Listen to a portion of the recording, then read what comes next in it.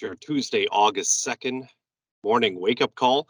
We'll start off the morning wake up call by mentioning that the corn good to excellent remained the same at 61%, while beans improved by 1% to 60%. Lately, we've seen trade focus much more on weather maps than they have good to excellent ratings. So let's flip over and turn our conversation there. This morning's maps for temperatures on the 10-day outlook, mainly +5 out west with just some limited amounts of +6 degrees over average. To put this in comparison, Friday's maps where the bean market was rallying and through the end of last week were mainly +8, +9. So seeing +5 to +6 still offering a little bit of pressure on the markets here. Still warm. Obviously, if you're in the warmest areas, you are still seeing 100-degree temperatures, but the overall nationwide map is cooler than it was on Friday, and that's where we saw our pressure yesterday and see a little bit more today. Also watching headlines, there's a few headlines to watch for both corn and beans. The corn is watching Ukraine ships leaving the ports there. The first ship left yesterday.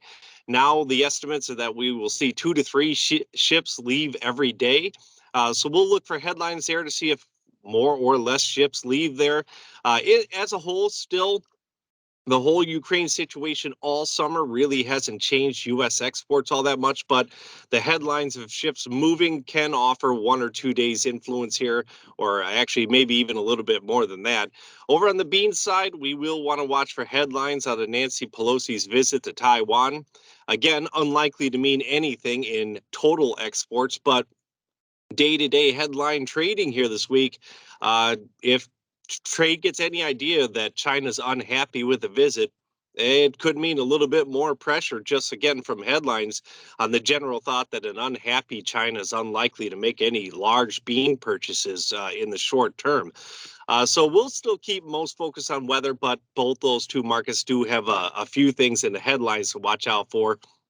Flipping over to cattle, we're looking at a slightly lower show list, down 6,300 this week. Initially, that would imply about a $1 higher cash trade. Futures already have a $2 to $3 higher cash trade pre-priced in as of yesterday's close. We are seeing a little bit of fun buying in the cattle. We do want to mention that while supportive, and that's likely the reason we are $2 to $3 overpriced, funds still haven't held a major position, actually even a minor position since February, and they haven't come anywhere close to record long positions in cattle since 2019. So nice for short-term influence, would not count on the funds for long-term sizable influence to move this market, say, $3, $4, $5 overpriced. We'll still use cash trades as our number one objective as to determine when cattle can finally break out of the sideways range. So that's what we have here today. Keep an eye on the weather maps. Every update counts right now. And also, like we mentioned, a few headlines for both the corn and beans.